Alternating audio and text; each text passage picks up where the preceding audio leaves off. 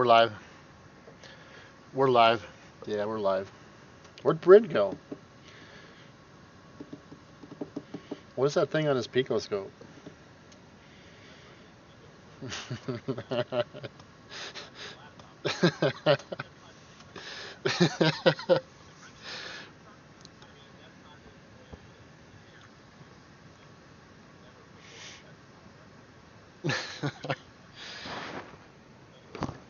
Especially if it breaks, I would never give it back.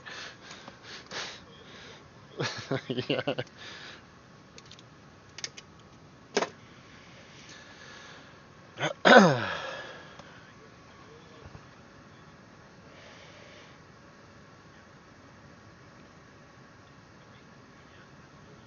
Yeah, why you so fuzzy?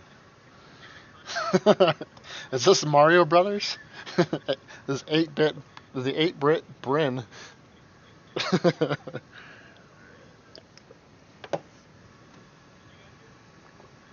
Yeah. I want to start off by apologizing for not having the wonderful TBT audio in the beginning. I need to work on that, but what's going on, everybody?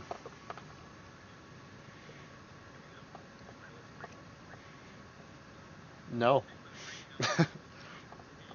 Okay. Yeah, take your thumb and clean the camera lens. Just like you gotta lick it first, like Mom did.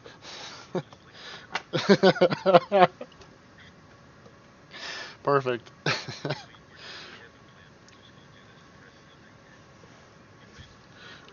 Yeah.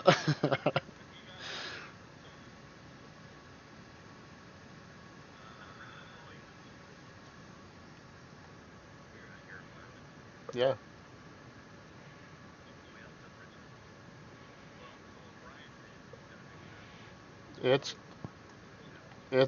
No.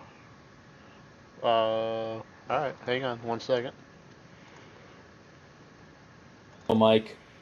That's why I found it. Yeah. There we go. It's all Now this. we're all here. That should be good now.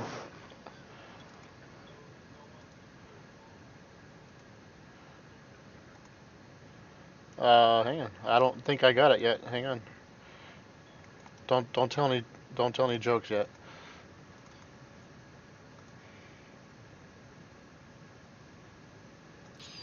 There we go.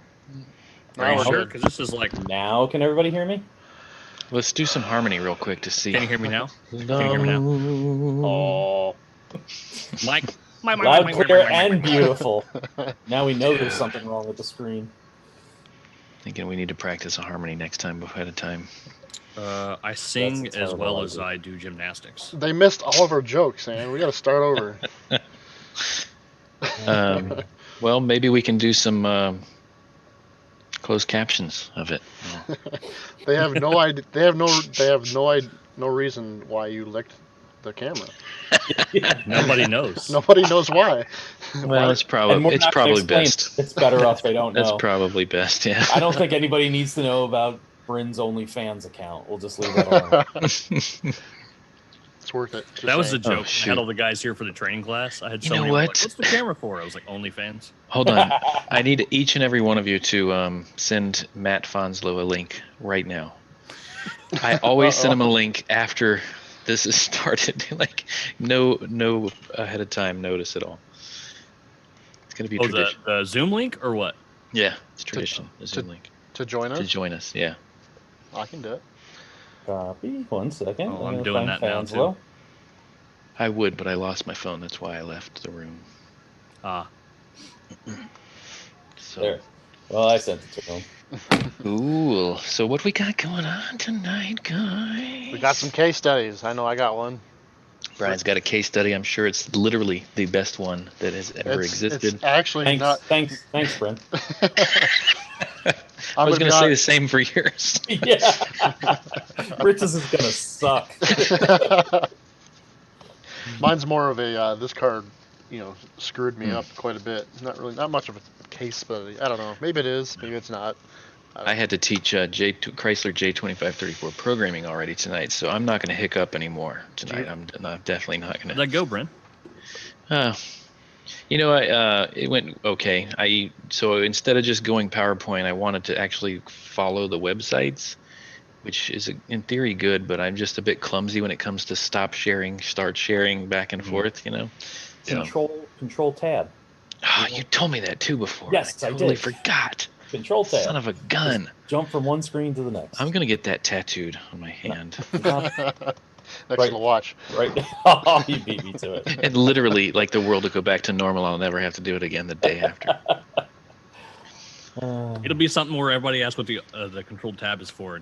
The same thing for the watch. Like it's nothing. Watch, yeah. I don't know. I forgot. It means nothing.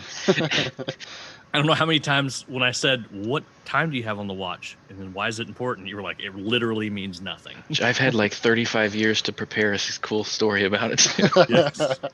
The best I could come up with is so that I know where the real one goes. Twice a day. I mean, I make enough money, right? I'm not rich, but I can certainly afford to cover it up with a better tattoo. But like, then I'm no longer known as the guy with watch tattoos. So, do people recognize you as the guy with the watch tattoo? Absolutely. You get stopped in the airport all the there time. he is, the watch guy. Now I'm just Sarah's husband, but before that it was the guy with the Mine's always the sunglasses on my head or the beard. I don't know I don't have like a giant glorious beard. I've been jealous of some beards. Listen, there was some awkward stages. I think it's looking pretty good now. Yeah, it's looking a lot better now, but it was definitely pretty rough for a little while. Rome wasn't built in a day. JD is definitely. I got beard envy for JD for sure, but it's like this now. Like he just needs to trim it, But he's like so protective of it. Oh well. So talk to us about these case studies. Listen, before we do, don't we have some stuff to talk about? We talked about X50. Yeah, I think we need to talk about X50. Is that right? Never mind. Go ahead. Jesus. I love when you can filter yourself, man. I'm so proud of you. ASA National, along with all of the affiliates, so it's kind of cool. I think it's kind of cool. Doing a virtual conference. I know virtual. Some of us are kind of virtualed out, but we've worked really hard on this one, and it sounds like it's going to be a lot of fun. You can register for it now. Does anybody know if you can see the classes yet? I think I'm on the website right now. Classes weren't visible, but I happen to know of at least a couple that are going to be amazing. We could talk about them, right? We can talk. And actually, let's. We're recording this, right, Brian? What's that? It's on. Yeah, I mean, it's always on YouTube. It's on YouTube. Yeah, we're recording. We're recording this venture, aren't we? With this technology, Brian, but we'll get you up to speed. Listen, I just fumble through life on everything. Okay, I don't understand what's going on half the time. I'm preparing myself for the senior moments. It's been dealing with it for years. So, no, X50, April 30th, May 1st.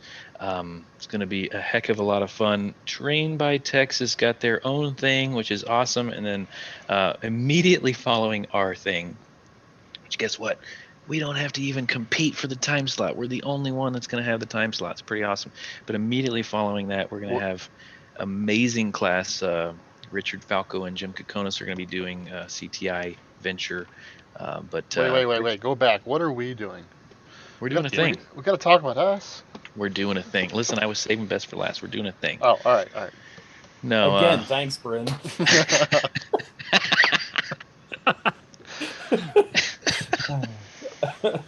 Well, I mean. All right, so you want me to talk about mine first? Yes, go for it. Do it. That's and then better. you can save the best for last? Yeah, you show us yours and we'll show you ours. Okay. So Jim and I will be at the research center doing our ultrasonic class. And I know some people are burnt out on webinars, so we're going to try to make it as live a class as a webinar can be. So it won't be us standing in front of a PowerPoint. We're going to do live demonstrations and have hopefully make it as interactive as possible. So hey, we can talk about you could do this test or this and then show you that actual test. And I'm going up to the research center next week so that we can make sure that, you know, since it's a microphone, you hear the sound and see the waveforms and understand everything we're doing, and we're gonna have that set up and ready to go. It sounds like the closest thing to a live training event that it's the best we can do. Yep. I think you can get. Yeah. So it should be cool. You guys are gonna be got cool stuff. You guys are gonna be like eating pizza, like right before class start, live before class starts too, to make it as close to the real thing as possible. We're gonna bring a bunch of really bad Dominoes in. Oh my God. We need Tommy to talk about pizza a little bit. I don't think that you told him what the class is, though.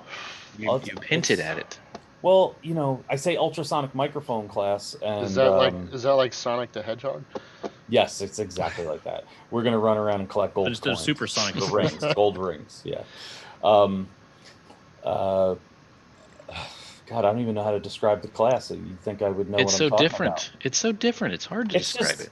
It's different, and it's not a sales pitch. That's kind of what we want to do, is show all the different ways that you can use this tool, and it's not just for finding evap leaks, but that's one of the things it works amazing on. But you know, we hook it up to our scope. We're looking at waveforms. We're using it for picking up noises for a sync on your scope, because you can actually hear the coil fire. So you need a diesel to sync a diesel capture. Yeah. I mean, it's just easy to hear thing. And what happened 2 years ago when Jim put that ultrasonic tool in my hand is I just walked around the shop going, holy cow, you can hear this. Oh my God, you can hear this. And we just went, you know, off to the races with what can we do with this thing? And I think the cool thing about the class is we want to start a conversation with guys about, hey, this is what we found. What do you think? Because we didn't invent this tool or invent any sort of. You kind of did. No, not at all. I know you didn't invent it, but you invented some really cool things to do with it that nobody that I know of. I mean, it was just literally, we kind of walked around the shop and went, what can we do with this thing? And it surprised us, some of the things we really could do. And I think when smart people out there, smarter people than me, get a hold of it or see what we've done with it, they can go, oh yeah, but what if we take it to this level? What if we do this with it? And it can become a valid tool. Can we just say that Hans is going to find out something cool? Yeah. Oh yeah. I mean, sure. You know, without a doubt, you know, Hans is gonna take it and run with it. So I don't see him in the chat, but he needs to be given props for all the crazy things he comes up with. He's definitely an outside the box kind of guy, and I love him.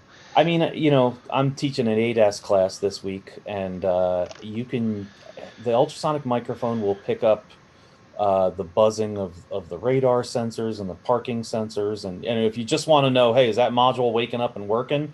You can hear it through the ultrasonic microphone. So it's cool. You can hear modules working. It's neat. So it is neat, and the fact that you can. The biggest thing to me is like you can physically plug it into a scope and see those things. Like that's a game changer for me, because so many technicians can't hear. You know, we've worked in the shop and we're deaf, basically. What? We can't hear the same frequencies. Yeah. It's cool to be able to see it and, you know, scope all the things, right? Yeah. We've shared the video before, so I'm not giving anything away. But I had a Nissan Sentra rental car, and we hooked up the ultrasonic microphone to a scope. And on one channel, I had the amp clamp. We were current ramping the fuel pump. And with the microphone, we touched the bottom of the tank. And the sound waveform mirrored the current ramping waveform. I mean, it was exact. You could pick out RPMs and everything. So it was just like, wow, can we apply this to other cars? And you know, is there a way to quickly pick up a current ramp waveform or get an idea of the condition of the fuel pump by just touching this thing to the bottom of the tank? So yeah, we'll let you go one step. Paul Smith actually has a case study in the class already where he used it to listen to injectors, and the sound from the clicking on the fuel rail told we had multiple bad injectors, and he went back and current ramped them, and it was dead on. So Wow. It's some cool You stuff. know, seems like, are you guys noticing surprisingly more GDI and injector problems than port fuel than we dealt with in port fuel cars? Are you guys experiencing that? I've had a Or- couple. I mean, if you, I see, it seems like you went a decade without a port fuel injector problem, or at least me. Yeah. But the more GDIs we get in the shop, it seems like it's not crazy high. It's not like super common, but it's more common than I'm used to, Well, than I remember. the I mean, a orifice, ton. the fuel orifice is a lot smaller, but you do have a lot more pressure behind it. But yeah, But it's also in the cylinder. yeah, Like It's in we cylinder. put a fuel injector Yeah. in the cylinder and went, go ahead, do No. your job in that Yeah. environment. it's So in a harsh environment for sure. Yeah. I'm not seeing a lot of electrical failures. I'm seeing mechanical Flow, failures. yeah. You Well, know, either with no the failures, flow or clogged or carboned up.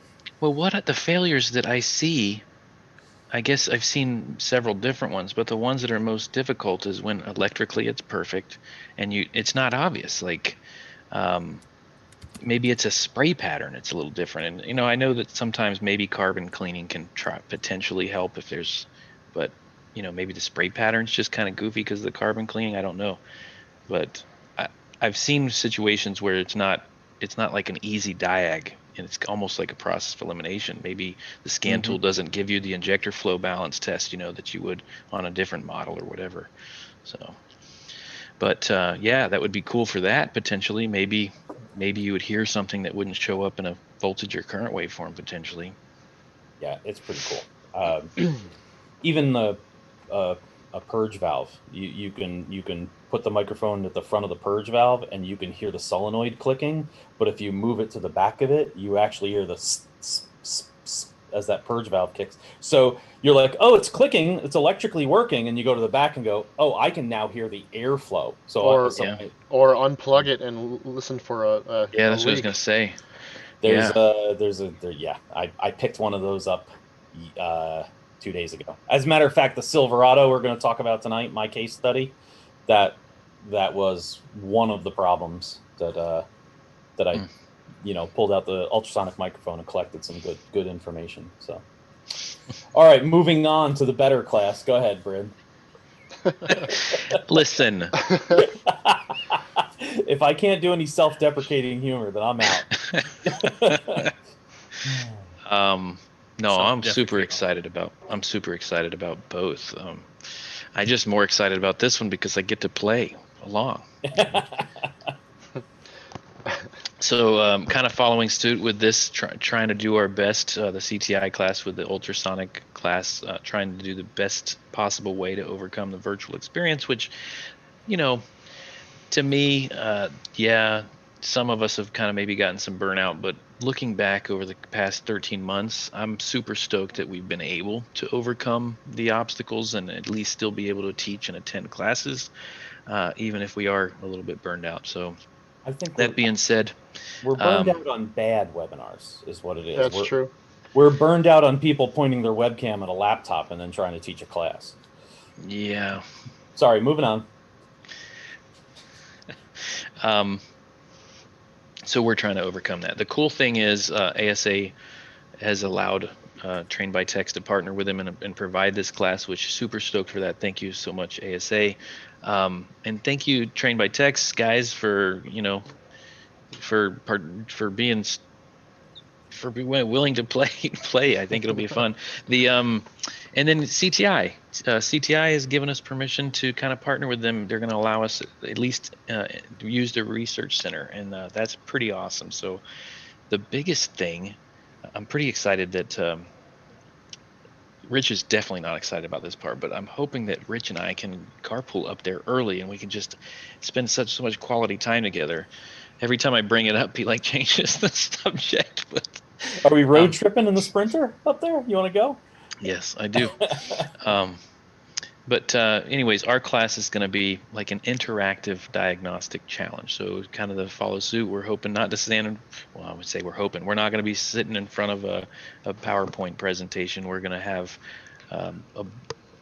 either a bugged car or broken car or both, and you guys are going to be allowed to kind of take part of that process. So should be a lot of fun. Looking forward to it. Yeah. I hope you guys will consider it. ASA X50 again is the name of the conference. I have heard a little bit about what's going on with it, and it does sound very exciting. And it's April 30th, May 1st. So, moving on from there, we have case studies. Who wants to go first? Anything else? We need to talk about anything else? Oh, we got anything else going on? Anything else we want to talk about? We have a new guy that joined us. DeFazio? Yeah, I'm here, guys. What up? Right with you. I'm here. Sorry about that. I thought we were doing April Fools here. I didn't think we were actually going on. Psych. No, we're here. That's the joke. All right. As soon as I put some clothes on, I'll join you. Well, why wait? Yeah, no doubt. We've been waiting for this our whole life. There it is. It's a little dark in here, though. Where are you at, Keith? You in like Australia now, or? Nope. Actually, just got home, and I'm doing a little bit of work here from home. I'm actually just finishing up my one little project, and I'm going to be right in here with you guys. Is that little project a real estate investment? Yeah. How'd you know about that? Hey, man, I'll tell you what, property value down here is shooting straight up. It's amazing. The guy next door to me over here has got 186,000 in equity in a year. Wow. That kind of shooting up. How's the property values in Rocky Mount? Horrible. You know, I mean, it's great if you want to get in there real cheap. I mean, I think like the most expensive house I found out there was about 30,000. So I can't imagine why though. But yeah, no, I mean that's probably a worthwhile investment too. Something I can really consider. Go there and open a shop.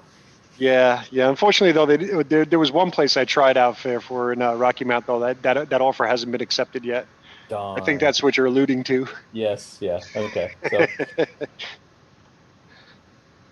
Cool. Now that we talked about something that no one else knows, yeah, I'm so completely lost. Oh, sorry, guys. No, you're good. Sometimes there are fake mechanics out there, and what they do is they like to pick fights. Sometimes somebody comes in and wins the fight without even trying. Mm. Hey, stay tuned for more. Apparently, PJ's letting us know we can see the chat. Yeah, they saw your comment. All right. Oh, well. So now everybody knows what we're talking about. Oh well. In the chat, where? Our Oh. Zoom chat is popping up at the bottom of the screen. So. Okay. Don't mind us old fogies. We're not used to the technology. We need some IT support.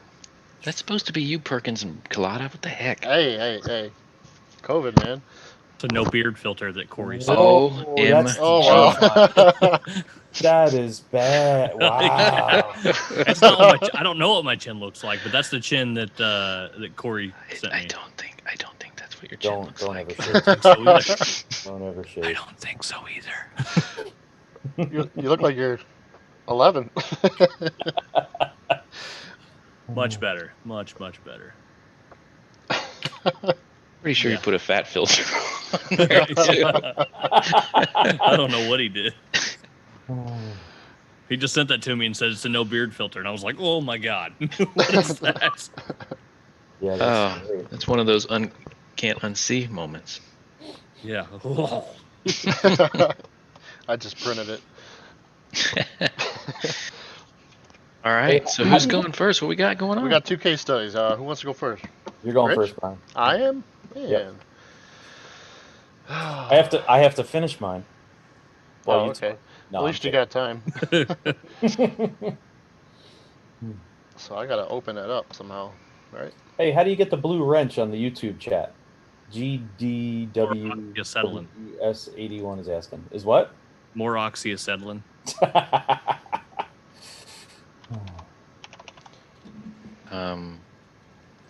Honestly, I don't know how you get the blue wrench. Blue wrench is when we identify someone as a moderator in the chat. They can kick people off and all that kind of stuff. Wait, wow, we gave that power to Molesky? Yeah, we gave it to me. Practical mechanic? And Corey? Oh, God. Wow, we're in trouble. Can't trust this. Whoopsie. Oh, sorry, Keith. All right, so let me share with this on Zoom so y'all can see it as well. Y'all. Uh, PowerPoint. Not a sponsor. $1,000 donation. Yeah, $1,000 donation. We'll make sure that you have a blue wrench You get a blue wrench for 1 hour. for 1 hour. Wow, you do know the OnlyFans rates. That's all right. Y'all see that? Oh, We how do did you now. get that professional picture of that Jeep, man? I definitely did not steal that from something online. I would never do that. I could have drawn it, drew it. Drawn, Drawn is fine. Drawed it. Listen, doodled. Keith, I like that background. All right. So this Jeep, I call it the Jeep from hell. Came in. Customer concern was the check engine light's on. He needs to pass emissions. He just bought the vehicle, which means he's going to need plates. In order to get your plates in Ohio, you must pass your emissions in only, I think, 7 counties out of the 88 counties that there are. Just to get plates, you have to pass emissions? Yeah, well, That's the first I've ever heard of that. To get your plate and to renew it every 2 years. So he's got a check engine light on. He's got to pass emissions, so that's not going to pass with the check engine light on.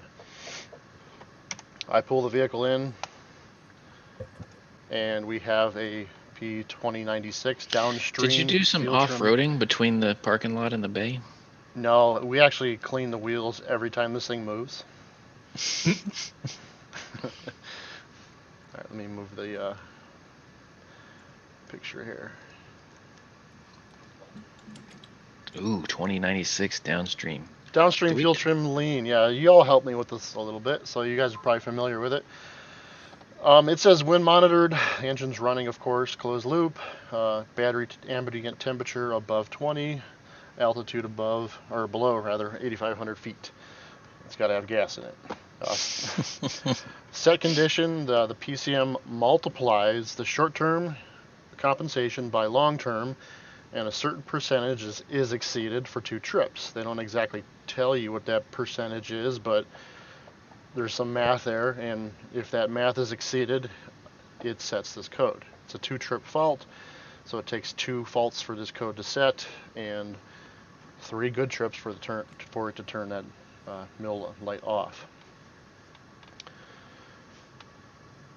So right away, I'm looking at the vehicle, and I see there's a whole bunch of parts on this thing. I see new oxygen sensors, I see new exhaust, catalytic converter, exhaust manifolds.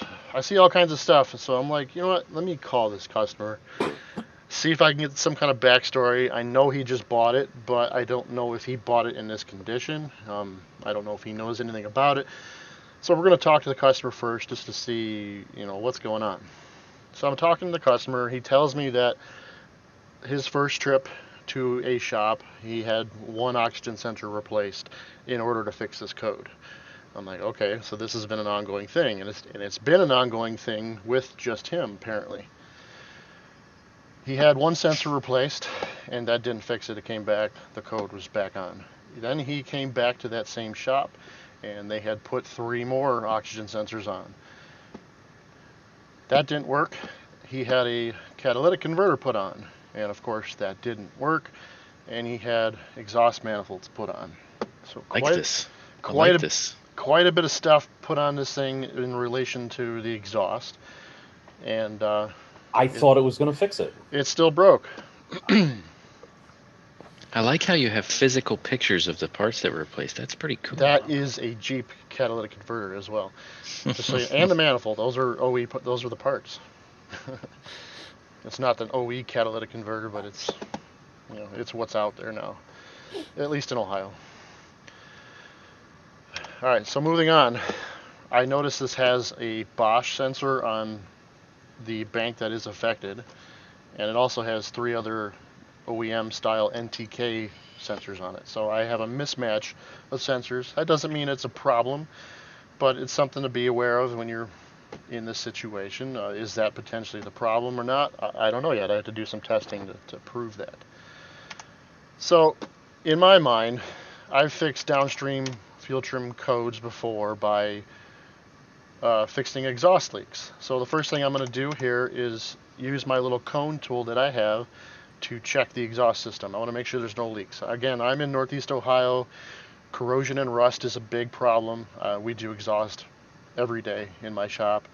It's not uncommon to have exhaust leaks. So I have this tool here where I place the cone in the back of the tailpipe. I apply a little bit of air pressure, it doesn't take much, just to put some air pressure into the exhaust, and then use soapy water on the exhaust to find leaks. And I'm going to be, scrutinizing the areas around the Welds, junctions. Yeah, flanges, especially where the work was just done. And so a little bit. What kind of PSI are you putting on that regulator? It's less than 5. There is a gauge on it, but I'll be honest, that gauge doesn't work well. It barely moves at it, if at all. You're just putting a little bit of pressure. Tanner had done a video for us in the past using a shop vac. That's high volume, low pressure. That's perfect for that same type thing. The only problem with that, in my opinion, is there's a lot of noise. And if you're looking for leaks, it's kind of hard to hear a leak if the shop vac is running on the tailpipe. So I made this. It's much quieter. The only thing I really hear is any leaks that there may be, or it's just the sound of air flowing. It's quiet. So that helps me find leaks pretty well. So right off the bat, I find a leak. This is a video at that Bosch O2 sensor. Not only is it incorrect, but it's leaking. This is soapy water. The video is not the greatest, I apologize, but this is soapy water sprayed on that oxygen sensor. It's under pressure, and that oxygen sensor is leaking. So right away I'm thinking, all right, slam dunk. I feel like I got this one. Not a big problem. I want to go ahead and not only fix that leak, but I'm going to go ahead and put the correct sensor in there, the one that matches the rest of them, and see what's going on. So this Brian, this wasn't your bunghole leaking? It's where the I just wanted to say bunghole. Go ahead. I'm sorry. Go ahead. Moving on. It's where the tip of the sensor goes into the bunghole. Okay. There's a leak there. Just the tip? Just the tip? It's seepage. It's a little seepage. But You want to get out of the pool, please? There's a question in the chat about where you bought that cone thing. That is actually picked up from a doctor that does colonoscopies. Did I get that right? Is that an honest question? No. It's April Fool's. Don't expect much. All right. So again, I'm feeling like Michael Jordan here. This is a slam dunk. Put the correct sensor in it. Please tell me you ran around high-fiving everybody. Yeah, I'm excited. I'm like, I got this. This ain't a big deal. This is a simple leak. Not only is it a leak, but that sensor I'm not liking. That's a Bosch sensor. Let's put the correct sensor in there, and of course, air check it when I'm done, just to make sure that it's tight, not leaking. All right. So again, I'm feeling like Michael Jordan, and shoot. I'm driving this Jeep around, that light comes back on. So I'm having a bad day. So I do a little bit more. Not as bad a day as Winthorpe did. I was just going to ask.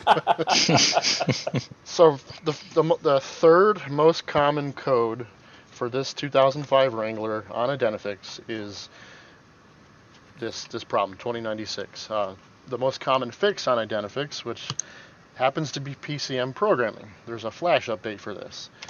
In that article is a link to the TSB, and it says that it doesn't give you much description on what it's fixing, but it does say that there is a reflash that affects 2096 and 2098, which is going to be downstream trim for either bank. What year was your car? 2005.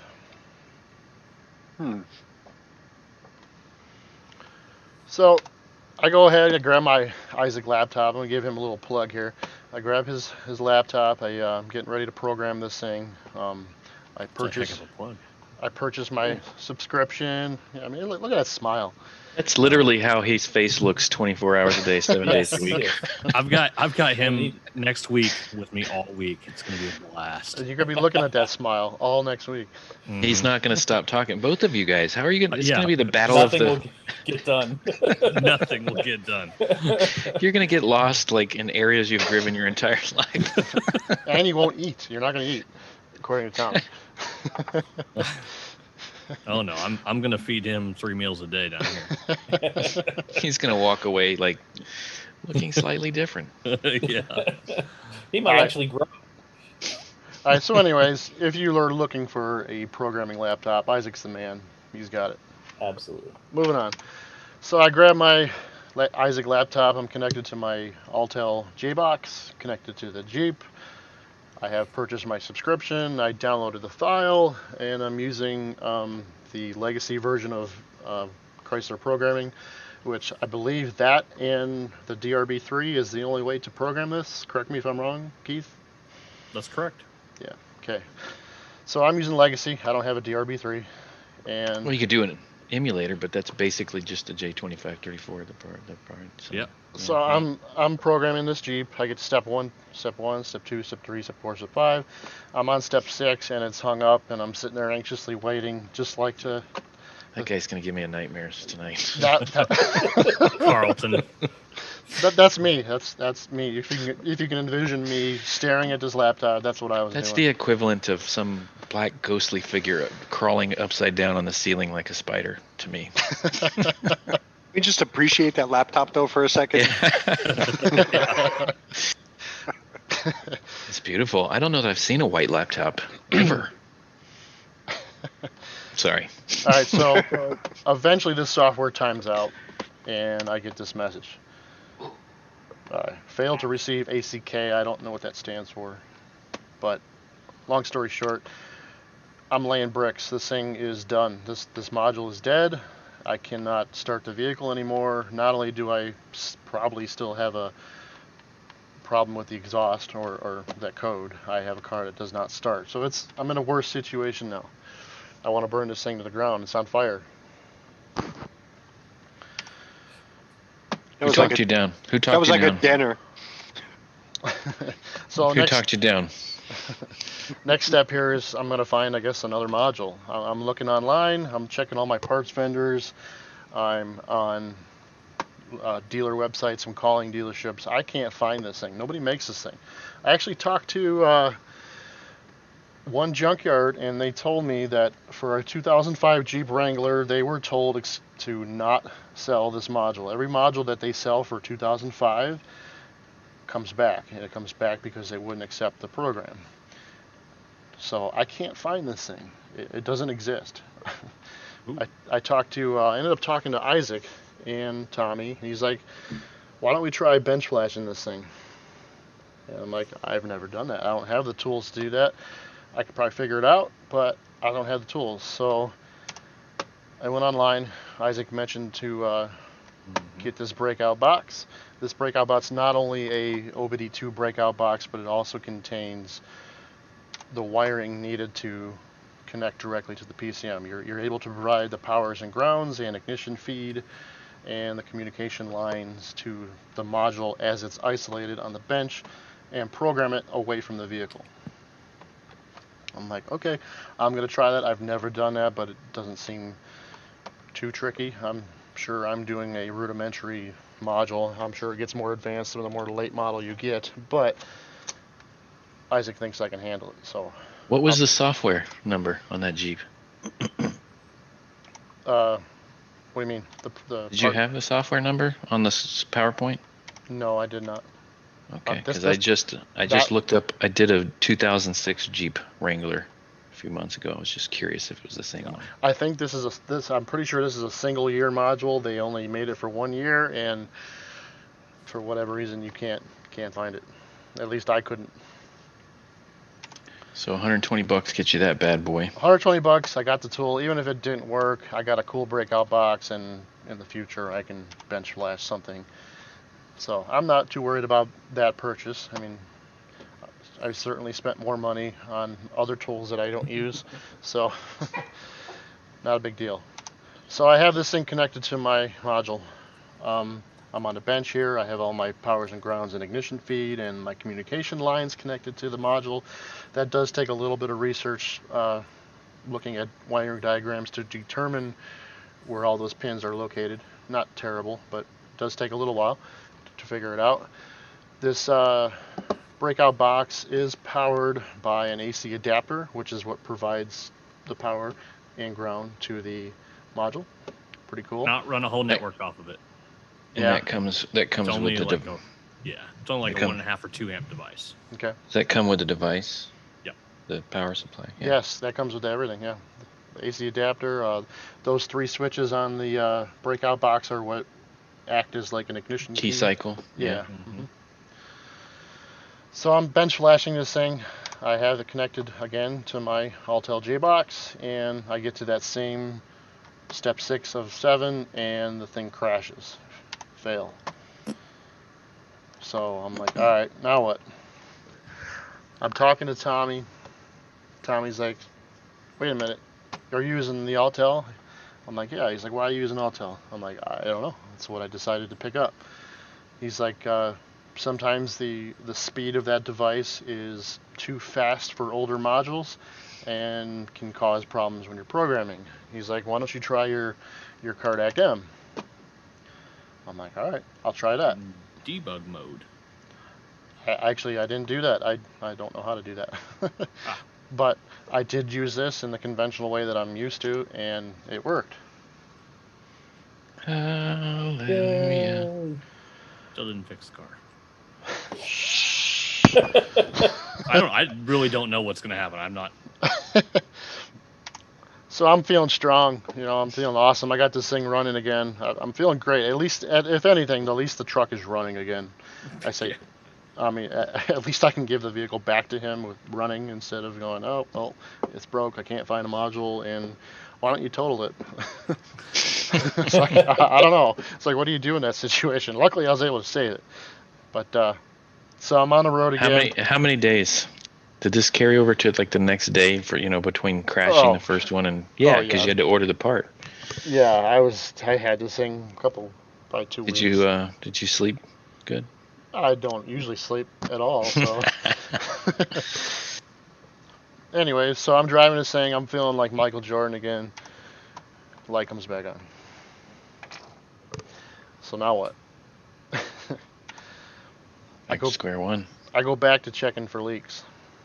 I want to see just I've fixed downstream trim codes many times before by finding and fixing exhaust leaks. So I'm going to double check this exhaust one more time, see if I can find any leaks. Again, this exhaust manifold is brand new. This is me pressurizing the exhaust and hitting it with soapy water. Nice. One of the exhaust runners is cracked. What brand is this exhaust manifold? The only brand that you can find, which is in the next slide here. So directly to the left of the origin of the exhaust manifold, Manufacturer, yeah. you'll see the crack. This manifold was replaced. The customer told me to just put it on. He'll deal with the other shop on potentially getting some type of reimbursement for that brand new manifold failing.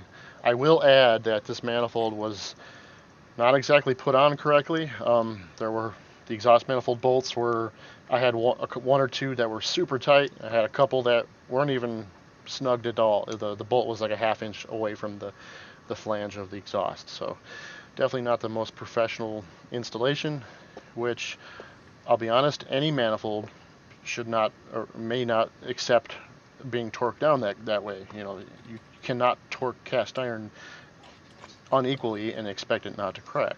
Especially Are we missing the point? Especially Are we missing one. the point? Because all I see so far is 2 Chinese items failing.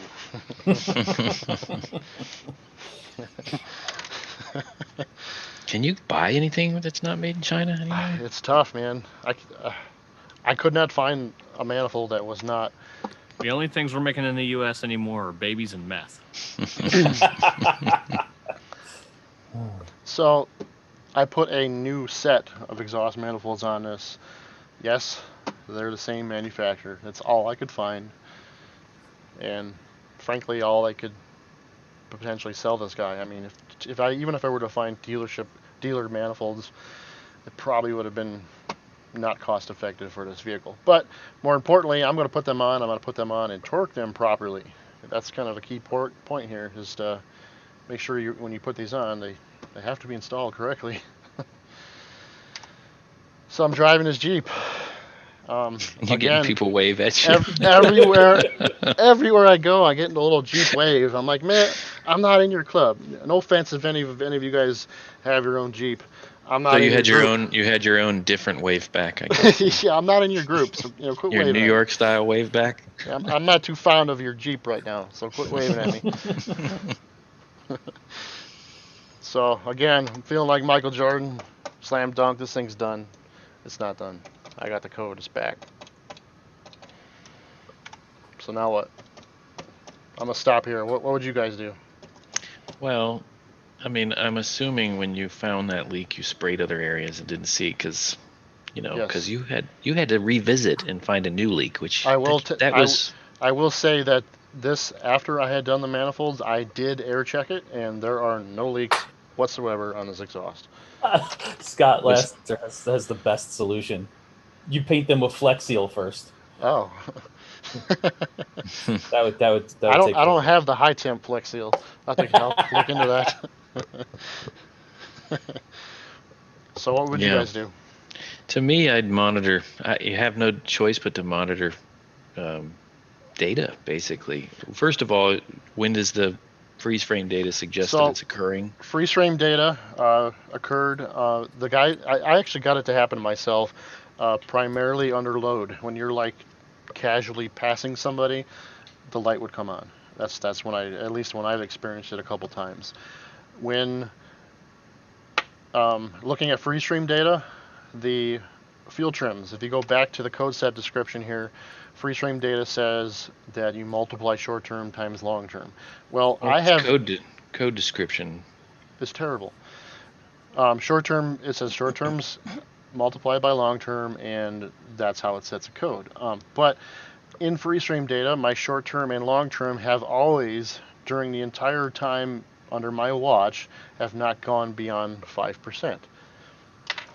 So you have to rely on O2 physically watching O2s to kind of just see if there's any clues there, I guess.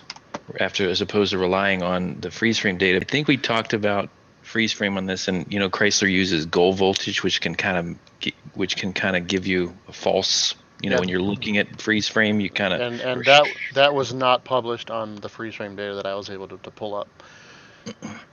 I remember you saying that, and I could not find it. It wasn't in there, regardless of the scan tool I used.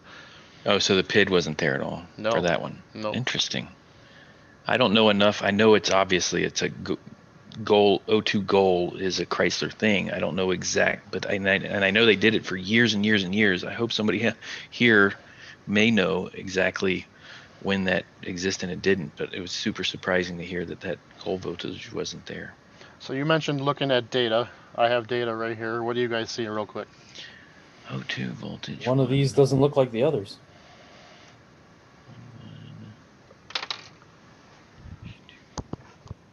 And this is only... I see you walking on water is what I see. Did you guys see that as he was walking away? That was impressive, Brian. That was fantastic. I need a drink. I gotta get a drink to wet my whistle. So. Yeah, I see definitely one. The bank 2 downstream diving hard. Yeah, stays super. Hey, just to say, by the way, we have somebody waiting in the lobby.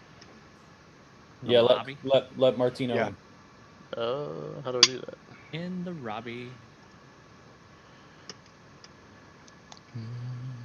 You removed him, so you need to let him back in. Oh, I don't know. There's only one reason he wants to get in here. I don't know how to do that. I'll do that in a little bit. All right. Well, anyways, I do see. I'm going to say right off the bat, if you guys don't want to, I see a lot of activity on that bank 1 downstream, right? Mm-hmm. Yeah, a lot. Definitely a lot of activity there, but Bank 2 downstream is really lean for a long time. Right. But we don't know the driving conditions at that point. Like, is it? But Basically, at the end of his capture, there's a wide open throttle event.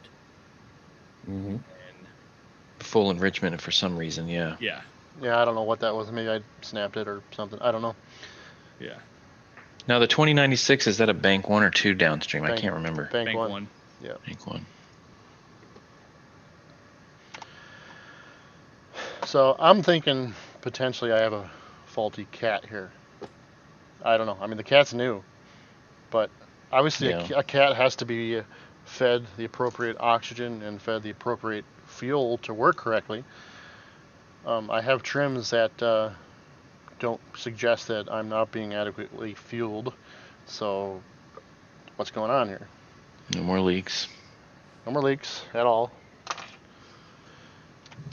So I'm talking to Tommy. Tommy's like, hey, you got a bad cat. Well, this is my scope capture. Same thing. Tommy's like, hey, put a spacer on that downstream O2. That's He's the like- Chicago. Nope. He's like, not as a resolution, but as a diagnostic aid. You know, putting the spacer on the oxygen sensor is going to buffer the activity of that sensor, which is an old Yeah. way of getting around a catalyst problem. Yeah. So I like this as just a inconclusive, see what happens kind of thing, but I don't like this as a conclusive decision-making thing. No. What do you guys think? This was not a it did not leave like this. I could tell you that. No, that's not what I mean. I don't He mean that means you left if it like fixes this. it, what does that mean?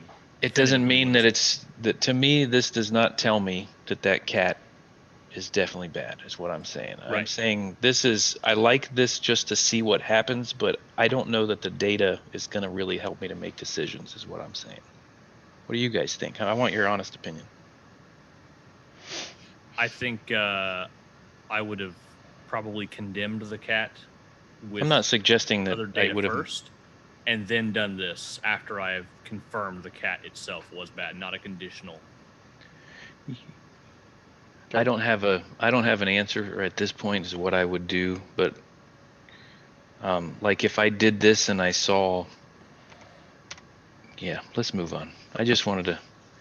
I remember vaguely. I don't remember the details, but I remember thinking, and whatever. Go ahead.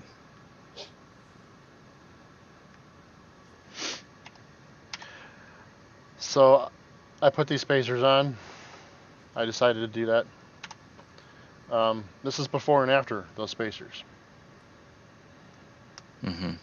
So certainly less activity. The amplitude has gone way down. There's obviously some movement, but it's much less. So I'm thinking, okay, I potentially onto something. Can this potential bad cat cause the downstream trim code that I have? That's what I want to know.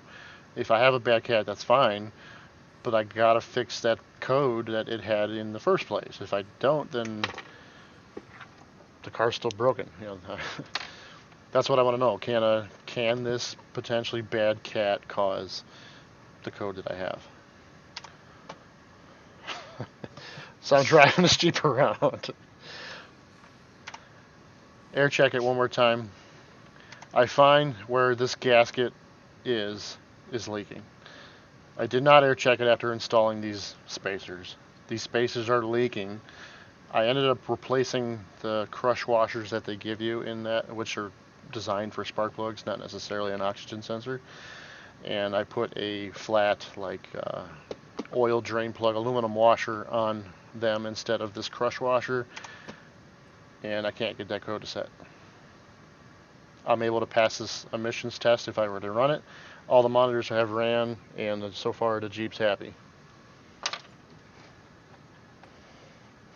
So it has spacers on it. It's got spacers on it now. I instructed the customer that the catalyst has to be replaced, and further testing must be done. He ended up having to take it back to the original shop that put the cat on just because of the sheer cost of it, and then dealt with the other issues that he had with the cracked manifold and all that. So far, I don't know that this Jeep is broken. It has not been back. The guy told the guy he's really cool.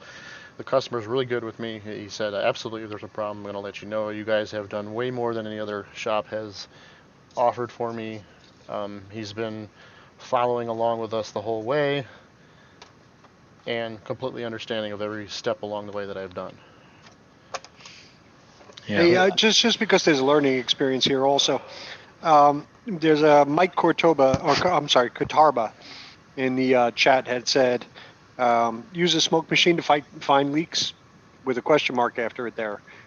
Can you explain why you don't use a smoke machine to check for an exhaust leak? It's tough with smoke, especially if the catalyst is warm. I don't know if the catalyst can absorb that smoke. The pressure of a smoke machine is not that great. The volume of a smoke machine is not that great. When you're looking at an exhaust system, that exhaust plumbing goes into the engine, and an exhaust valve can be open, and a lot of that volume enters the engine. So you need a lot of volume to be able to see any potential leaks, especially if the pressure is not high enough to exceed the leak that the exhaust might have. Yeah, you can see some, but You you're can. not. It's not a good, accurate. It's not the best way. I think air pressure is enough volume, enough pressure to isolate any potential leaks that you have, as long as you're spraying the soapy water in all the appropriate places. Now, in your case, you had like O2s and spacers loose, and for a couple of times, like in those situations, easy enough. It is if you're not in the Rust Belt, right? And says the guy in Florida. It's easy enough to maybe tighten or remove and retighten, change a gasket or something. But if you're have an area that's maybe a weld that's just barely bubbling, and I think, would you guys agree it's probably wise to use propane to verify that is affecting the O2 and fuel trim? That's a good idea. Sure. Just kind of like you would a smoking intake and seeing smoke come out of an EGR valve. That doesn't necessarily mean the EGR valve on the older EGR valve is bad, right? You use propane too to kind of back up, make sure that is in fact affecting that. So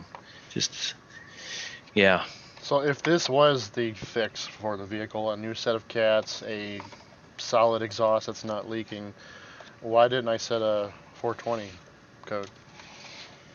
And why didn't I have trims that match the code set requirement for that code? Is there something that's not published for setting that code that I'm not aware of? Is a P0420, can it set if there's a 2096? I don't know.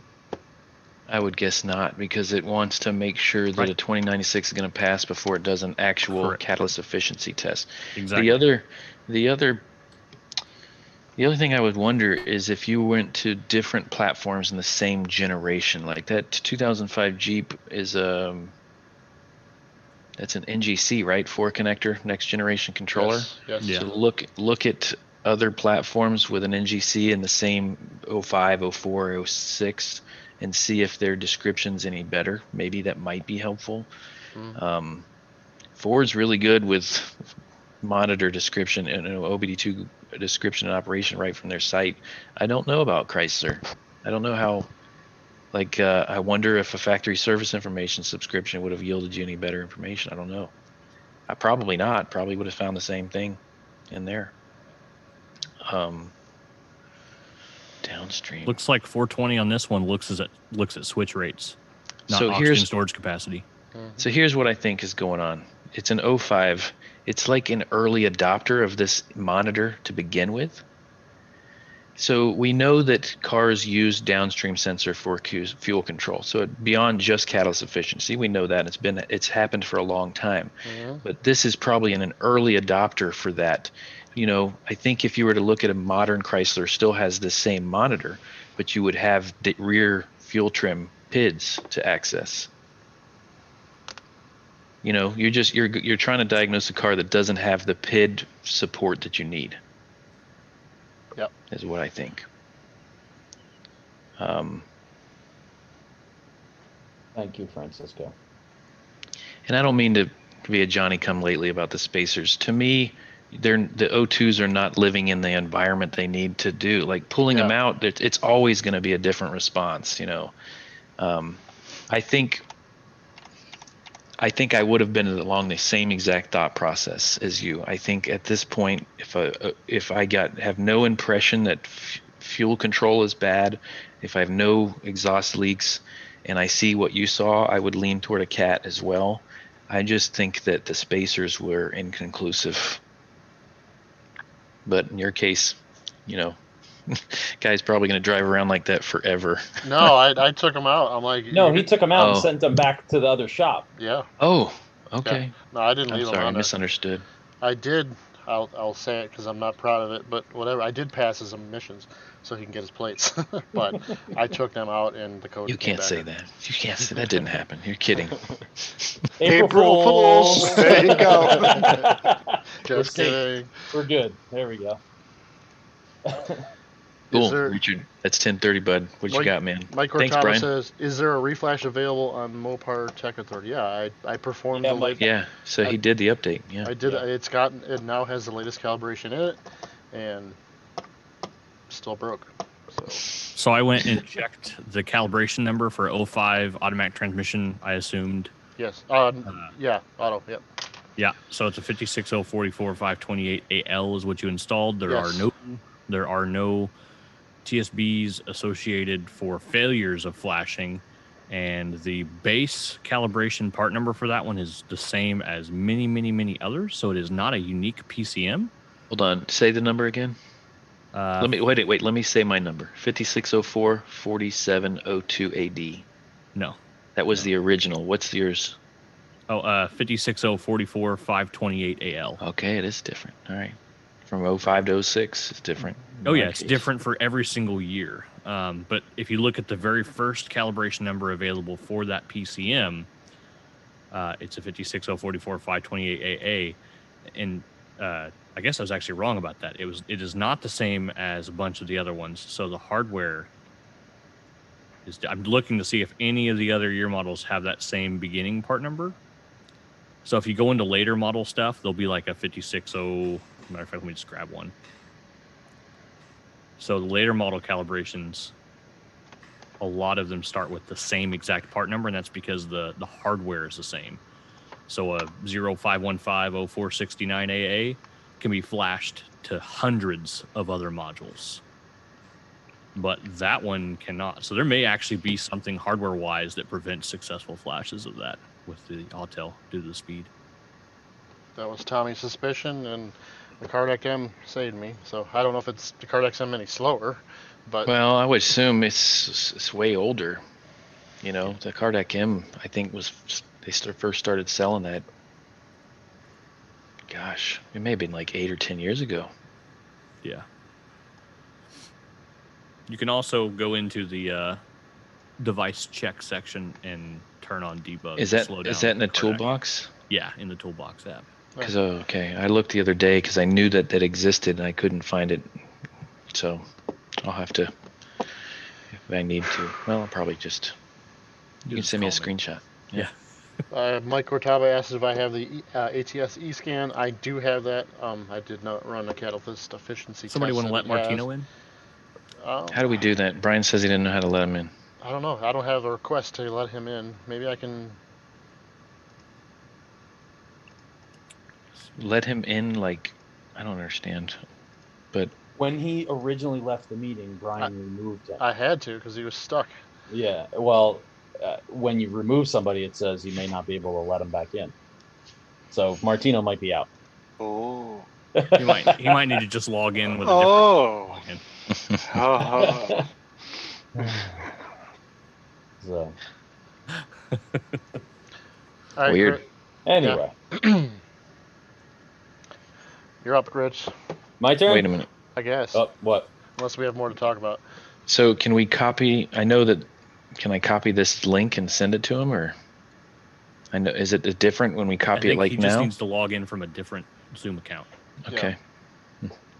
He needs to just click like. He needs to sign out of his Zoom account. Right. And then click join. the link. Yeah. Yep. There you go. All right, Richard. Saving the best for last. That's why you chose to go last, isn't it? Okay. You trying to Look at save that. this 2 hours later? What a recovery.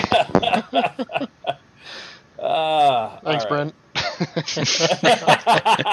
There we go. Well, you don't have a fixed Jeep. You don't have a fixed Jeep, man. What can I say? Sorry. I loved at the very end Brian's confidence in the end of his case study, because he actually said,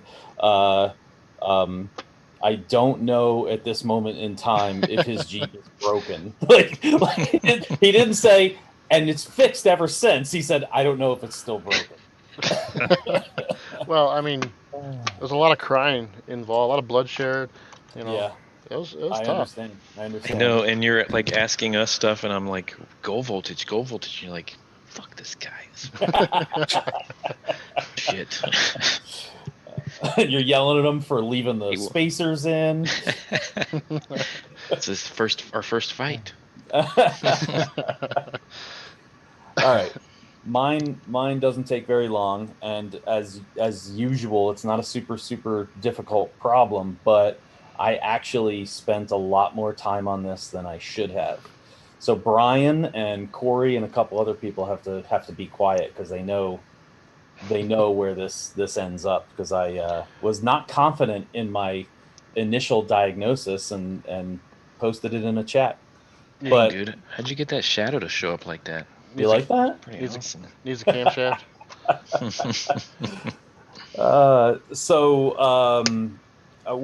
I'm gonna have the guys who aren't familiar with it kind of tell me what they would do, because I want to see if you would follow me down the wrong path. So I got a 2011. Wait a minute. This is one we're going to use for X50. Let's shut it down, guys. I said that already, but I shared it. All right, so it's got a power window problem. Customer states power windows only work from the driver's side master switch. What do we want to do first? Are you allowed to say master? Confirm that. Primary switch. There you go.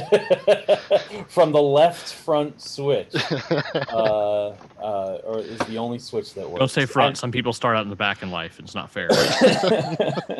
So Perkins said, yeah, confirm that. So we did, of course, because customers can sometimes lie or be wrong. Yeah, all 4 power windows work perfectly fine from the left front switch, but they do not work from their own switch. Interesting. You know, customers come to us and lie about their symptoms all the time, but it's because they want to hang out with Carlos. It's weird. It's becoming a problem.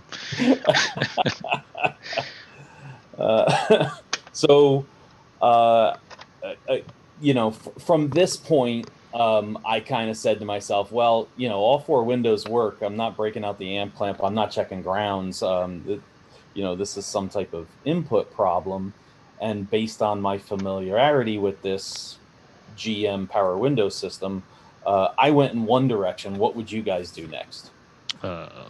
Wiring diagram. Yeah, wiring diagram Wiring would be first, okay, for sure. Well, let's go to a wiring See diagram. who's involved and. Do you have them so I don't have to go look I them do. up? No, Okay. no, I have them. I was like, oh, thank God, because I don't want to go look them up. You guys want to look at Motologic or Identifix wiring diagrams? Which one? OE. I don't care where you get them from. I want OE. All right, you want OE. All right. Sorry, GM, yeah. GM's good. Yeah, good guy. So Yeah, good either guy. Identifix or Motologic. Yeah, either one would give you OE, but I know I have. So it's not an AN3 or DL3? It is not. No RPO code AN3 or DL3. Okay. So what do Is we it want a crew cab, extended cab? It is a 4-door, whatever Crew you call it, cab. crew cab. Crew cab? So, Okay. I'm following along here. so here's our. It's missing a fuse. No, not missing a fuse. It acts like, that lockout switch has been pressed, and none of the passengers can operate their windows. I've had that before. Me too. Several times I had customers saying none of the window switches work, and you hit that button and problem solved. And everything works. Yeah. Oh, And there is here's Son the of here's the driver's window switch. There is a lockout button. Okay. So of course I hit that and nothing changed. So in looking at our wiring diagram here, I don't know why the. Hold on, let me try something here. You broke it. I probably did. Oh, all right. Accept.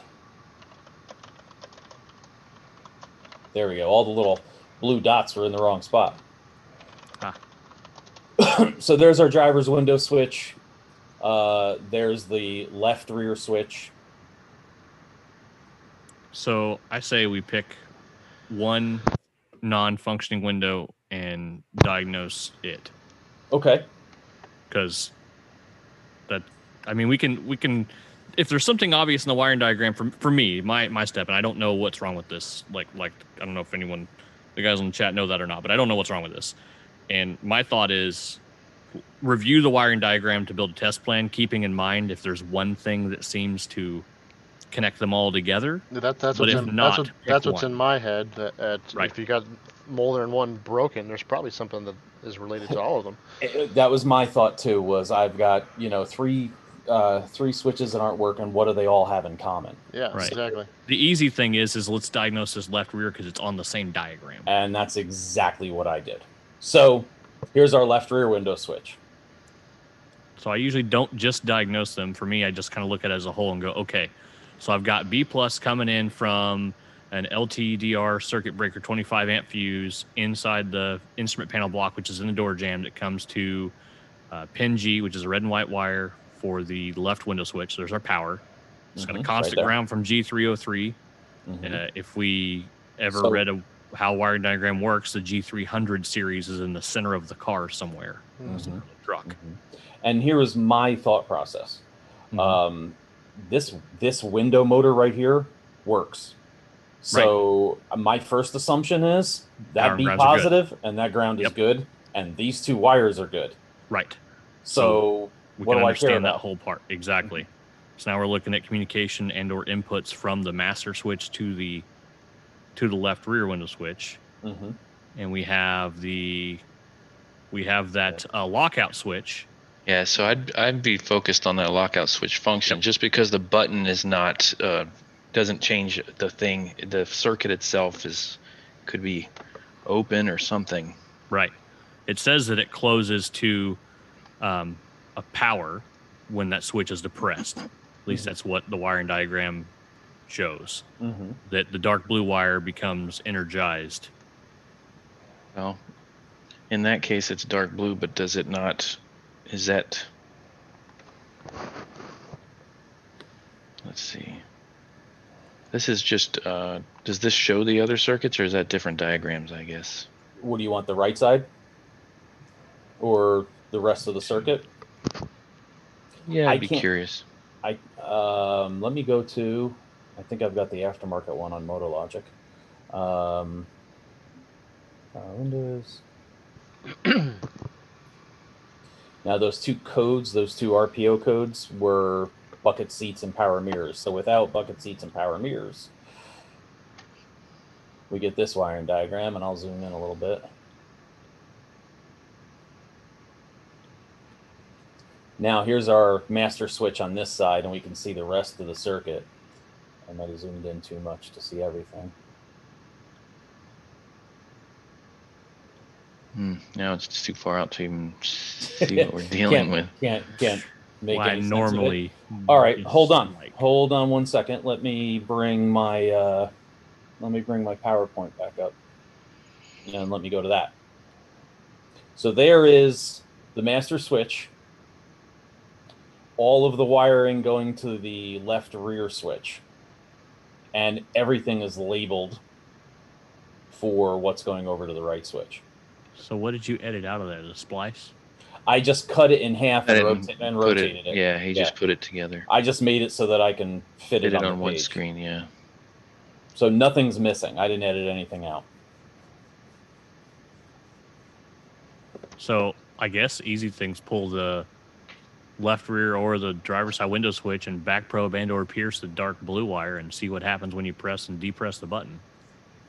So that's exactly what I did. Okay. Good, I'm falling into your trap.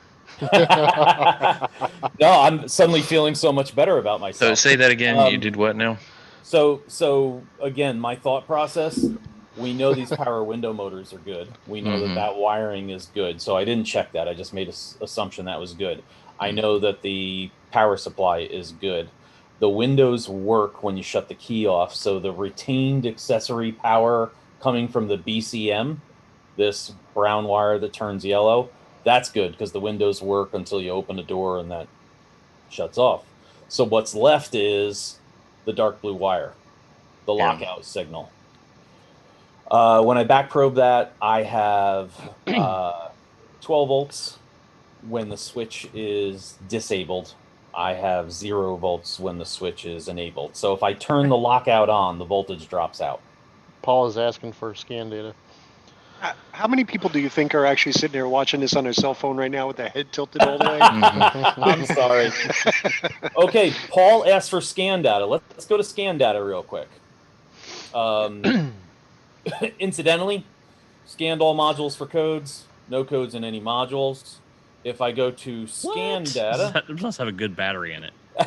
Surprised it doesn't have a U Well, code somewhere for something. honestly, this one originally came in just for the check engine light on, and the customer stated, I know the code is for fuel tank pressure sensor, but it's not the sensor because the dealer has already put 2 in. Right. So of course I went right to the sensor and found the broken wires at the plug. Right. Because the dealer probably, or tech, whoever it was, probably yanked on the wiring and broke it trying to do the sensor without dropping the tank. Once I repaired the fuel tank sensor wiring, I found a leaking purge valve. So I had to put a purge valve in it. So to be honest with you, I cleared the codes probably after those 2, and this is the code scan, which is why we have no codes in any modules. But let's go to live data.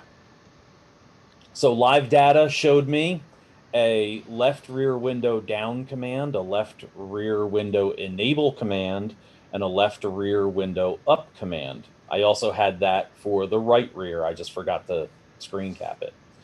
When I operate the switches or I operate the lockout, none of this ever changes.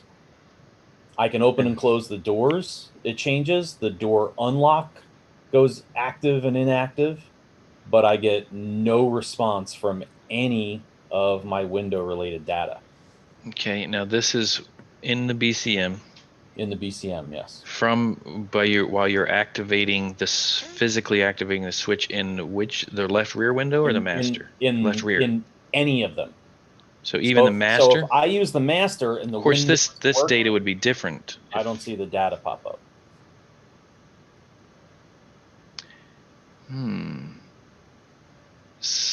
What was the history on this? Nothing. Customer recently purchased it, so I got nothing. So does this left rear switch or any of the other respective door switches, I couldn't under pressure, like the wiring diagram. Under pressure, the diagrams, I'm not necessarily good under pressure. I have to physically print it out and look at it sometimes. But the respective switches, is it a master slave situation between the master switch and the physical door switches, or how does that work? Well, so like I said, and like Keith said, I back probed this blue wire, and I had 12 volts until I activated the switch, and then went to 0 volts. And Bryn, you're bringing up the point that I thought, is that right? I mean, I see a response from the switch, but is that what it's supposed to? And I checked all of these, and all of these, when I activated the appropriate switch, went from 0 to 12 volts. So is that right? I got to go to description and operation, I would think. I need to know how the circuit works, right? Mike asked if you can command it with the scan tool. There were no bidirectional controls in the scan tool.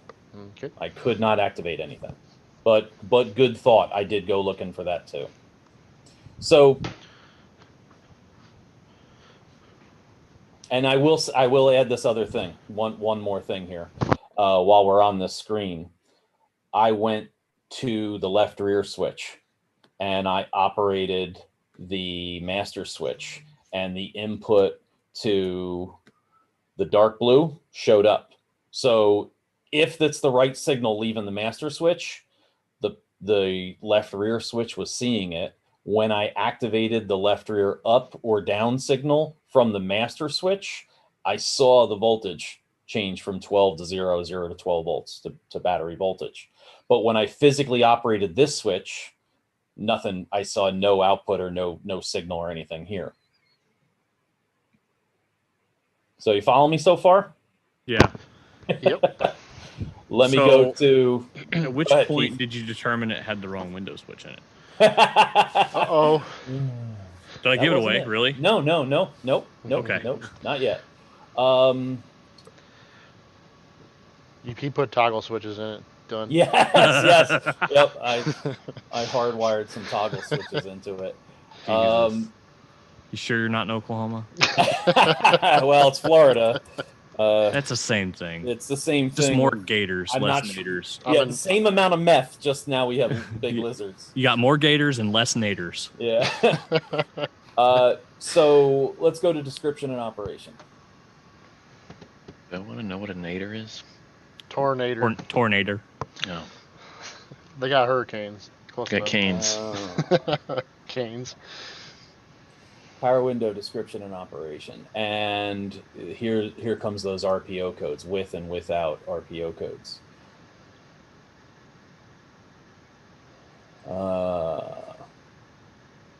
Here. So power window system controls, RPO A31 without, it's bucket seats and power mirrors or whatever it is. The driver and passenger door lock and side window switches are integrated control assemblies. I'm not going to read this whole thing.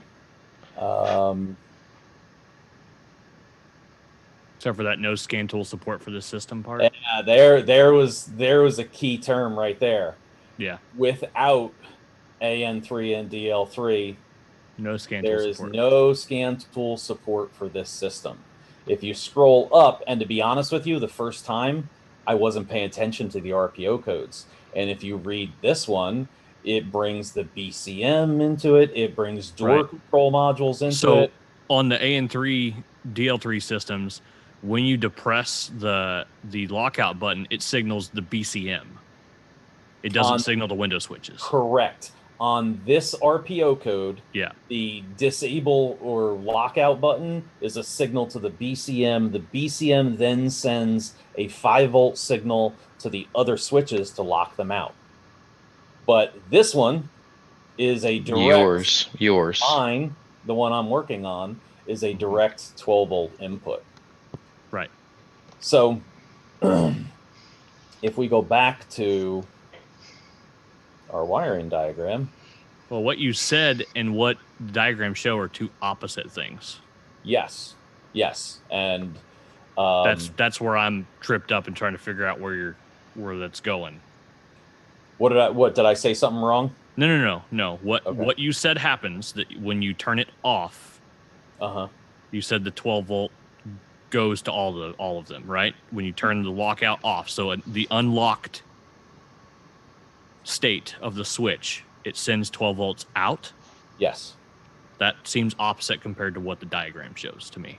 And I agree. And it really had me questioning, where do I go next? So let me get all these check marks off of here for a second. Yeah.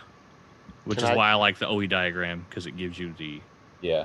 But here was the problem with the OE. The OE diagram split the master switch in half, and you had to click on a hot link to see the other half. So I wasn't seeing everything, and it didn't make a whole lot of sense to me.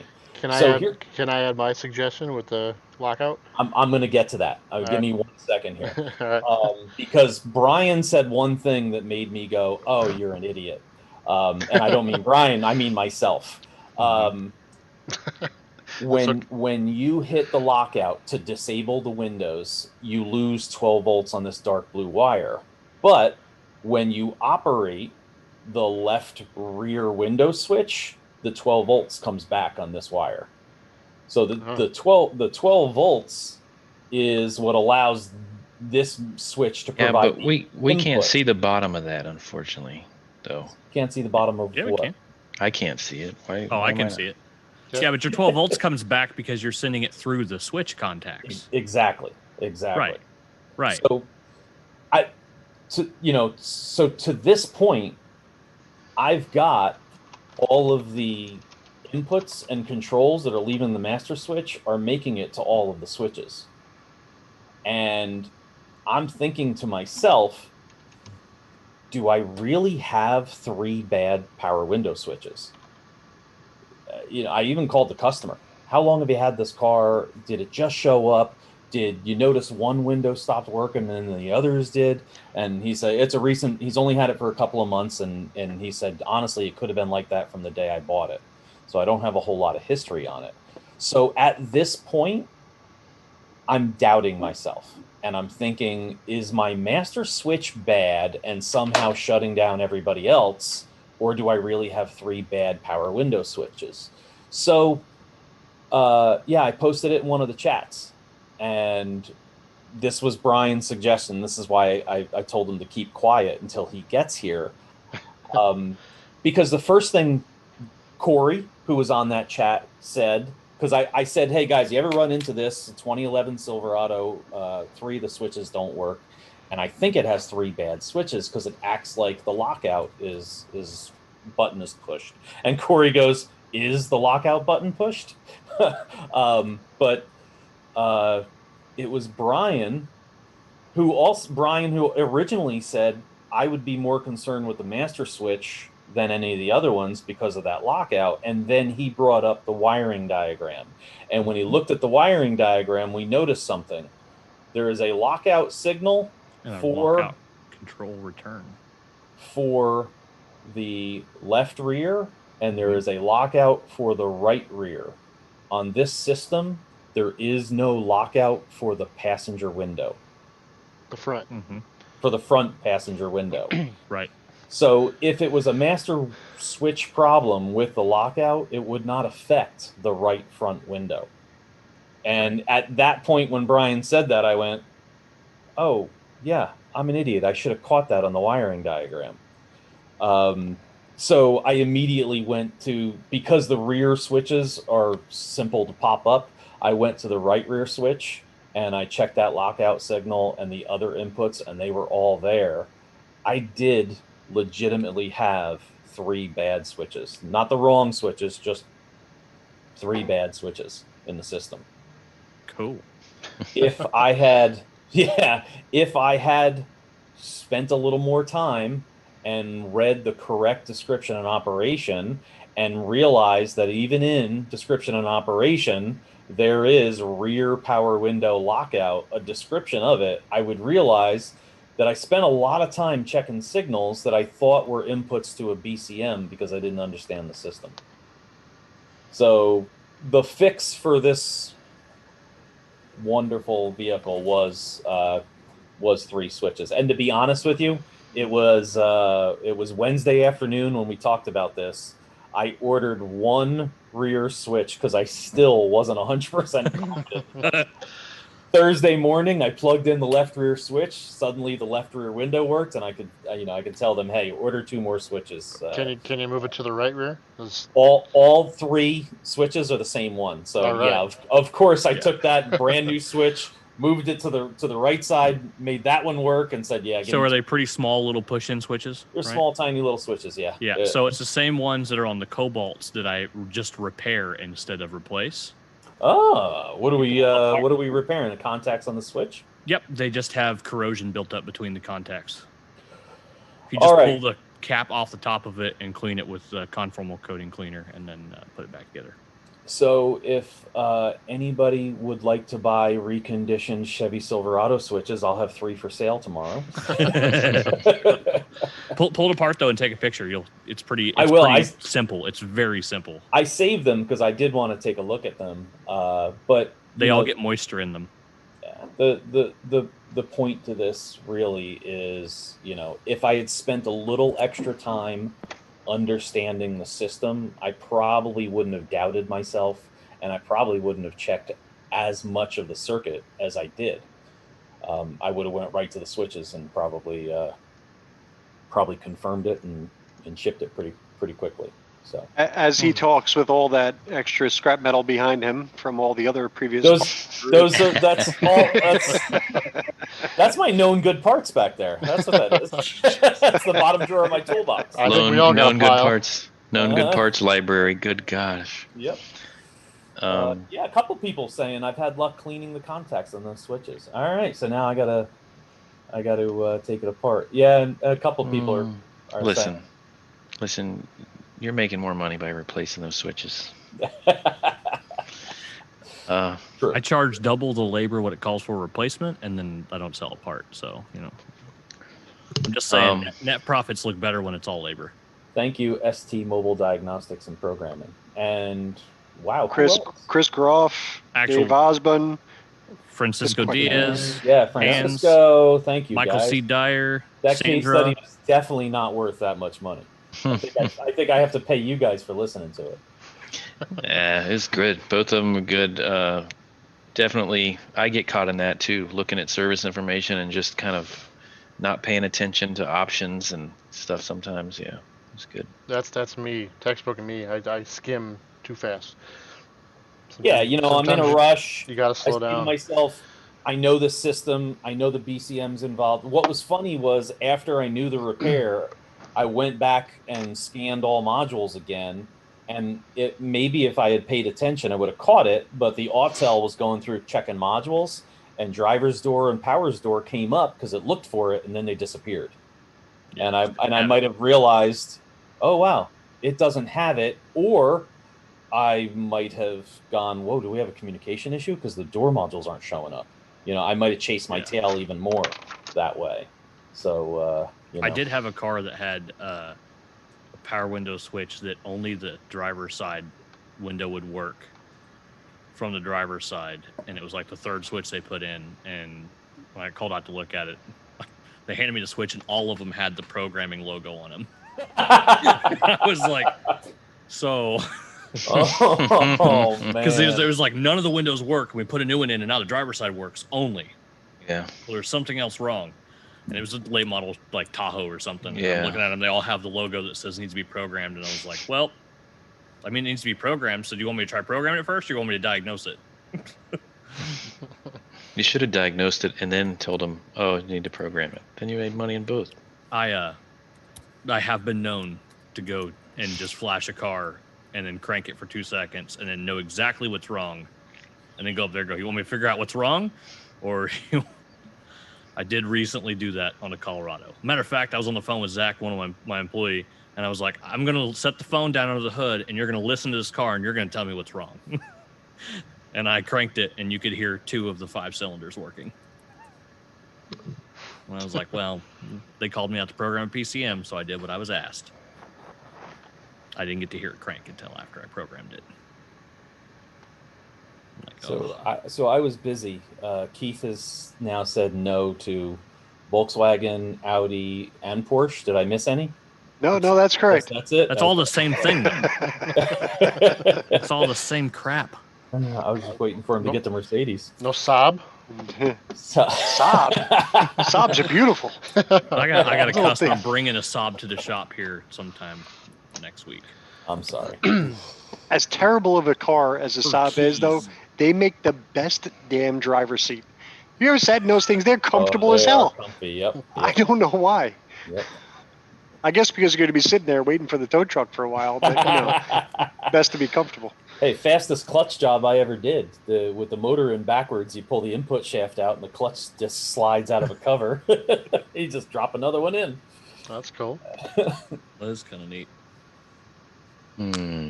Well, Zach McLean says a guy at the Chevy dealer couldn't tell him what that logo is. Most guys don't. We need to post up a picture of that. I have. Oh yeah, Marty's asking too. I got one in one of my classes. I don't know how. Hold on, I should have it on a wiring diagram. Yeah. Just go back to the matter of fact on the right-hand top side of any of the Identifix wiring diagrams. It'll have that on there. 1 second. I put that in every single class of mine.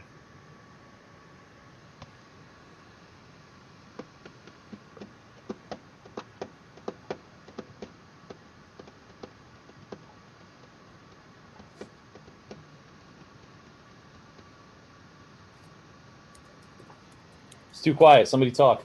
Oh, I was waiting on you, Rich. Thought you were gonna Yes. quickly I'm have working that on up. it. I thought I was going to quickly have it up too. I was It's hell That's getting what old. she said.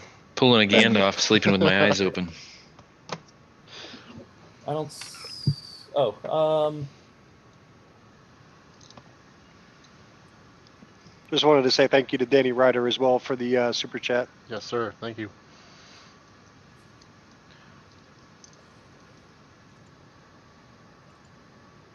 so I went to the ones with, right? Right there. Just stop. Stop where you're at. I see it. On the right-hand side. Location, description, programming. Yeah. Sorry, thought I scrolled down too far. Nope, that right there. that right there is the symbol you're looking for. It's got an in and out for software, and it uses a 1987 CRT monitor side profile with a wrench That's what under. that is. What Yeah. I always tell people is it looks like they're telling you to throw a wrench through your monitor. And for guys that don't know, if you're looking at OE wiring diagrams and there is a little blue or brown dot there, that is a hot link to control module references, which will tell you alphabetical list of the control modules, how to physically repair them, a hot link to the wiring diagram, which is where you just came from, and programming and setup. So, Why don't you scroll on down to the engine control module, engine compass module? There right is there. engine control module. and then click that far right-hand side one that says programming and setup. Top one. Oh, Wrong it's one? all right. No, it's okay. It's okay. LGH Okay. will work. But if you... That way, guys, when they always go, well, I don't know what I'm supposed to do. What are all the things I have to do after I program one? There it is. Well, you got to do the programming, then a CKP variation, then do the theft deterrent, then reset the fuel composition, do a throttle learn, engine oil life, and transmission life. And charge accordingly. And make sure you do not reprogram the module if it's in flex fuel learning mode. Otherwise, it will be in flex fuel learning mode forever. That's a good tip. I didn't know that. Yeah. Me either. If you check the scan tool thing and it says the composition learn parameter says active, do not reprogram. Well, Is that a painful lesson for you, or? Yeah, it'll be active forever. That was one HP tuner saved the day. Interesting. All right. Oh, very cool. I'd say we better wake up. We keeping you up, Bryn? Yeah. Well, Bryn and I. I've been swimming in this lake for all night. Yeah, you're treading water. Bryn and I worked a day and taught a class and then came to this. So it's been a long day. I got like 6 more hours. I'm gonna go play Call of Duty after this. There you go. I haven't played Call of Duty in forever. Yeah, I know. We have to. Everybody needs to get on and shoot Brian in the face. Shoot Brian in the face. I haven't heard that in a while. We're gonna have to rename it that. I think Zach. Where's Isaac? I was talking to Zach today about that. Shoot me in the face? Yeah, about shooting you in the face. Okay.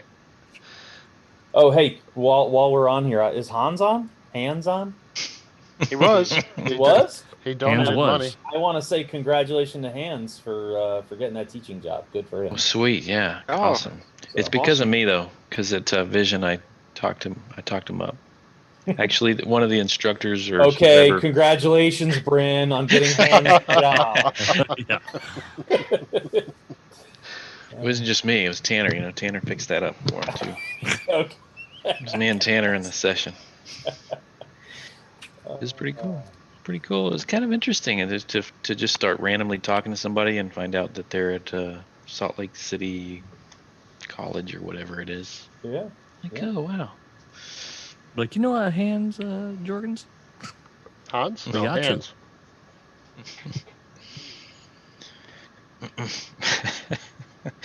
All right. Yeah, I we think we just announced that to the world. I don't know if we're supposed to do that. Oh. That's a I good don't. point. I don't think his boss is on here, so we're fine. Or the 100 other people that got declined the position. Yeah, They're on tonight. Yeah, Zach's asking. Yeah, Hans got the full-time teaching job. So I think he starts in like 6 months or something. So congrats, Hans. Yeah, man. Good luck. Good for you. I mean, I loved teaching at tech school. Loved it. You know, he had nothing to do with getting that job. It was all me, but good job. Congratulations.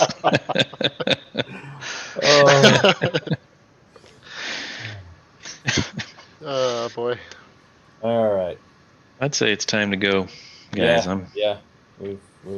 Otherwise, I'll just lay down here on the table with you guys. Oh wait, hanging no, out. I'm not going anywhere. Done it before. All right. Well, thank you everybody for hopping on and listening to our case studies, and hopefully we'll see everybody at X50. Yes, X50. You got 1 month. It is April 30th and May 1st is May 1st is us. Yeah. us. So That's it. May 1st is Trained by Tex and Jim Kokonis and mine Ultrasonic class. So come check it out. I remember seeing the lineup somewhere. I don't think it's live for some reason, but there's some good classes, man. It's gonna be good.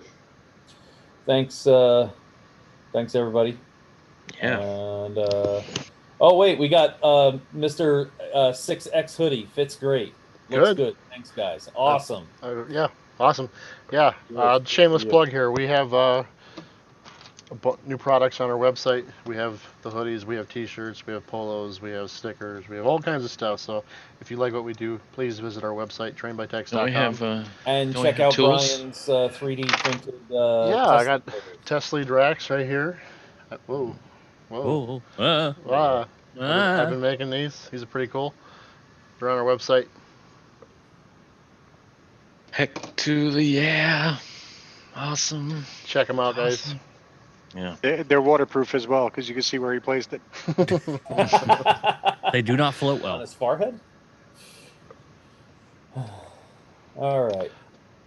I'm out of gas. Yeah. Good night, y'all. Good night, everybody. Thanks Thank for you joining us. watching. Thank you again for all the super chats. Yes. Yes, thank you very much. Alrighty.